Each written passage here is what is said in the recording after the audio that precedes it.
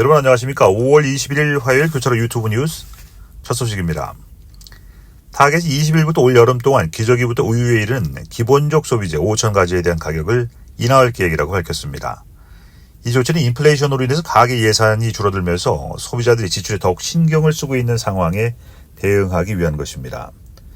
타겟은 자체 기획상품 거래 촉진과 충동 구매를 자제하려는 고객들의 요구를 충족시키기 위해서 식품, 음료, 가정필수품 등 다양한 카테고리에서 가격 인하를 단행했습니다.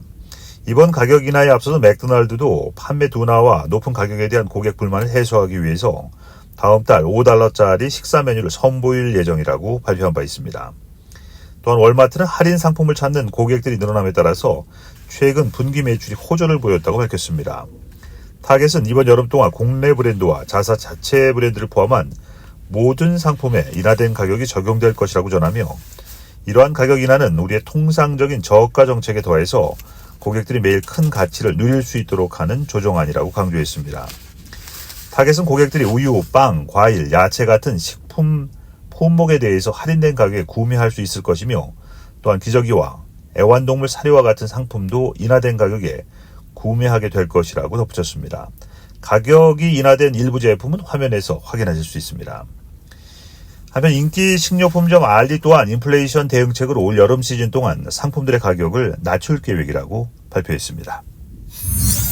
지난 19일 내연관계 남성을 통해서 자신의 현 남자친구를 살인 교사한 사건에 대해서 법정에서 중대한 전개가 있었습니다. 브리짓뷰 거주자인 아그니 에슈카 리제프스키와 그녀의 내연 남성인 앤서니 칼데론이 법정에 섰습니다. 이들은 리제프스키의 동거 남자인 아르투로 칸투를 살해할 계획을 세웠으며 칼데론은 지난 15일 칸투가 자신의 차에 물건을 싣고 있을 때 총격을 가해서 살해한 혐의를 받고 있습니다. 검찰은 리제프스키와 칼데론이 주고받은 문자 메시지를 증거로 제시하며 이들의 계획을 낭독했습니다. 메시지 중에는 준비 끝, 내가 직접 처리, 자비는 없을 거야 라는 내용이 포함되어 있습니다. 이 사건은 피해자의 어머니 다이아나 파체초는 심경에 큰 충격을 받고 법정을 나서면서 극도의 정신적 고통을 호소했습니다. 이 사건은 칸투의 10살 딸과 12살 아들이 아버지 살해에 대한 조사를 호소하면서 다시 조명을 받게 됐습니다. 현재 칸투의 가족은 그의 장례식을 위한 기금을 마련하기 위해 쓰고 있으며 앤서니 칼데론은 21일 화요일 다시 법정에 서게 됩니다. 이 사건의 동기와 추가적인 상황은 계속해서 조사 중입니다. 시카고 한인회와 시카고 한인 선교협의회가 주최하고 시카고 한인 제1감리교회가 주관하는 None for Love 대회가 지난 5월 18일 토요일 오전 7시에 글렌뷰 갤러리 파크에서 열렸습니다. 이날 행사는 화창한 날씨 속에 500여 명이 참석한 가운데 성황리에 치러졌습니다. 특히 올해는 시카고 지역의 난민 지원을 위한 기금 마련이 목적으로 수많은 참가자들이 참가해서 그 의의를 더했습니다. 대회 시작 전 엔젤라 댄스 그룹의 라인 댄스 공연이 있어서 참가자들의 분위기를 더욱 고취시켰습니다. 참가자들은 성별, 연령별로 구분된 대회에 참여할 수 있었으며 우수 참가자에게는 상품과 메달이 수여됐습니다. 또한 다양한 경품 잔치도 준비돼서 참가자들에게 더욱 풍성한 경험을 제공했습니다. 이 대회는 참가자들이 함께 운동하며 건강을 증진하고 커뮤니티의 일원으로서 이웃을 돕는 뜻깊은 시간으로 자리 잡았습니다. 주최 측은 이번 대회를 통해서 모인 기금이 난민 지원에 큰 도움이 될 것이라며 앞으로도 지속적으로 지역사회를 위한 다양한 행사를 마련할 계획임을 밝혔습니다. 스코키 옥튼공원에서 지난 주말 이틀간 성대하게 열린 제32회 스코키 문화축제가 지역사회와 방문객들로부터 큰 호응을 얻었습니다. 3만여 명이 참여한 이 축제는 스코키의 다양한 문화를 보여주며 무용, 음악, 민속 공연 등 다양한 문화 행사가 펼쳐졌습니다. 28개국에서 온 커뮤니티가 참여해 각국의 전통 음식과 춤, 음식, 공예품을 선보였습니다. 특히 한인 커뮤니티는 한글 이름 쓰기, 페이스 페인팅, 한국 소개 프로그램을 운영하면서 큰 관심을 받았습니다. 스코키시장 조지 반둘세는 축사에서 이 축제가 각 문화를 이해하고 배우는 데 큰 도움이 되길 바란다고 말했습니다. 스코키 문화축제는 가족 단위의 방문객들도 인기가 많아서 어린이들을 위한 교육적인 전시와 체험 활동도 마련됐습니다. 아시안 태평양 문화유산의 달을 맞아서 일리노이 쿡카운티 재무관실 주최로 기념 행사가 5월 17일 금요일 오후 3시 시카고 쿡카운티 빌딩에서 열렸습니다. 행사는 87개 시카고 주재 대사관의 국기가 개양된 쿡카운티 재무관실에서 이진 쿡카운티 명예 부재무관의 사회로 진행됐습니다.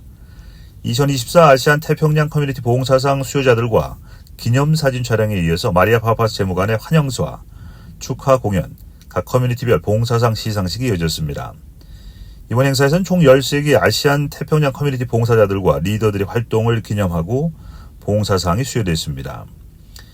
마리아 파파스 재무관은 시카고는 127개 언어를 사용하는 다양한 민족들의 커뮤니티를 이루고 어우러져서 살아가는 큰 문화의 산실이라면서 이 자리에 함께한 리더들은 그 문화를 함께 갖고 가는 귀중한 파트너들이라고 감사의 뜻을 전했습니다.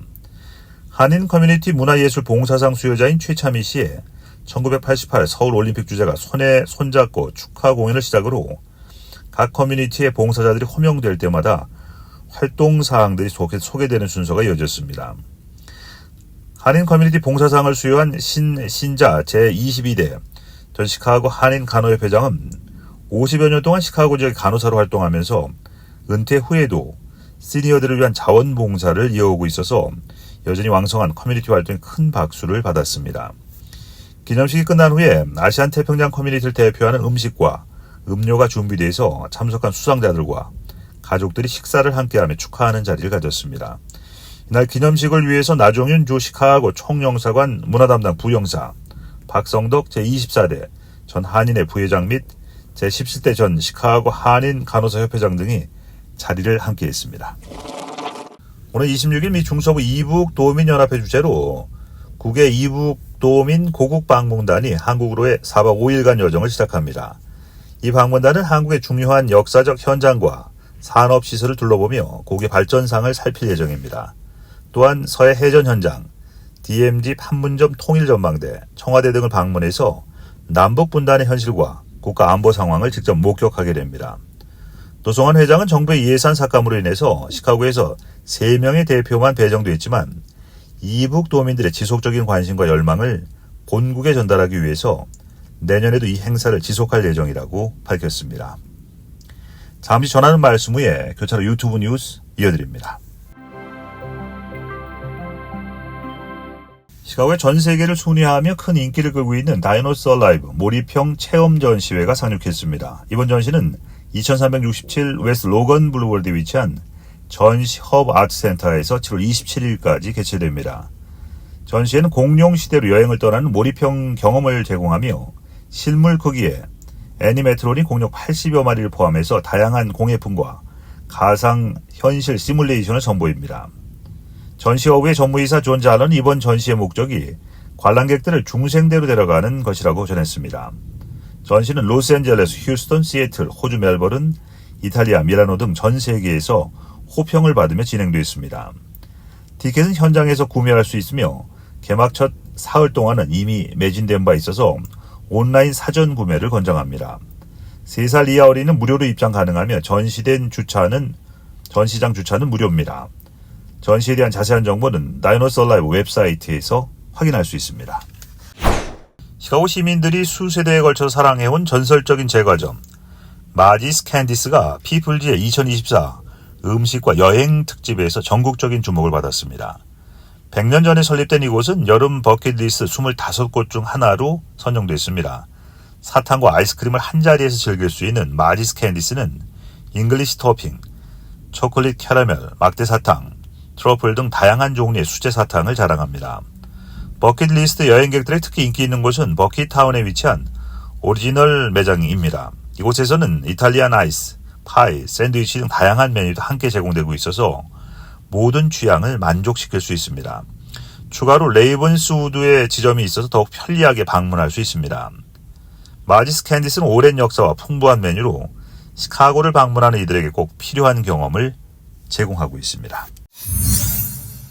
유명 해산물 체인 레드랍스터가 최근 임대료 및 인건비 상승과 새우 무한리필 거래와 같은 프로모션 부담으로 인한 재정적 어려움을 겪은 끝에 파산 보호를 신청했습니다.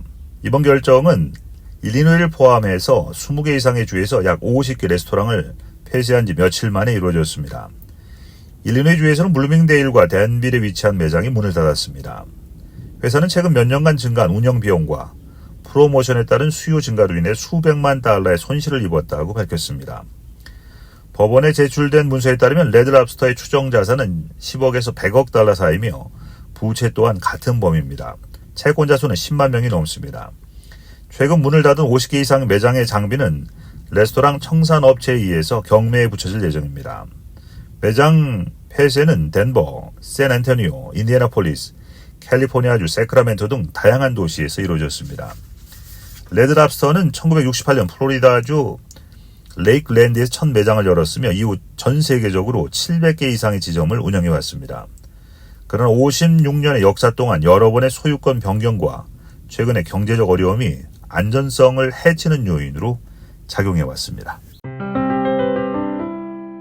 최근 대학 졸업생들이 취업시장에서 큰 어려움을 겪고 있는 것으로 나타났습니다. 파이낸셜 타임즈와 전미대학 고용주협회 보고에 따르면 미국 내 고용주들은 올해 졸업생 채용을 지난해보다 5.8% 줄일 것으로 예상하고 있으며 이는 2015년 전미대학 고용주협회 설문조사를 시작한 이래 가장 큰 폭의 감소된 수치입니다. 노동통계국 데이터에 따르면 20살에 24살 학사학위자의 실업률은 올해 초 4.2%에서 지난달 5%로 상승했습니다. 제약회사, 전자제품 제조업체, 금융보험 분야에서 고용 감축이 주된 원인으로 지목되고 있는 가운데 이로 인해서 올해 졸업생들은 자신들이 공부한 고임금 업종에 취업하는 데 큰 어려움을 겪고 있습니다. 구인 플랫폼 인디드의 이코노미스트 딕 벙커는 금융, 소프트웨어 개발, 마케팅 등 일부 대학생들이 선호하는 사무실 채용 공고수가 2022년 호황을 보인 이후에 코로나19 팬데믹 이전 수준으로 감소했다고 설명했습니다. 벙커에 따르면 최근 고용 증가세는 전반적으로 둔화되고 있으며 4월 비농업 일자리 증가 수치는 예상을 크게 밑돌았습니다. 이러한 상황 속에서 올해 졸업생들은 이전 졸업생들보다 평균적으로 더 많은 입사 지원서를 내고 더 다양한 직무에 지원한 것으로 나타났습니다. 구직 플랫폼 핸드쉐이커 설문조사에 따르면 졸업생들은 구직 시의 안전성을 가장 중요한다고 답했습니다. 이상 오늘 보내드린 교차로 유튜브 뉴스 마치겠습니다. 시청해준 여러분 고맙습니다.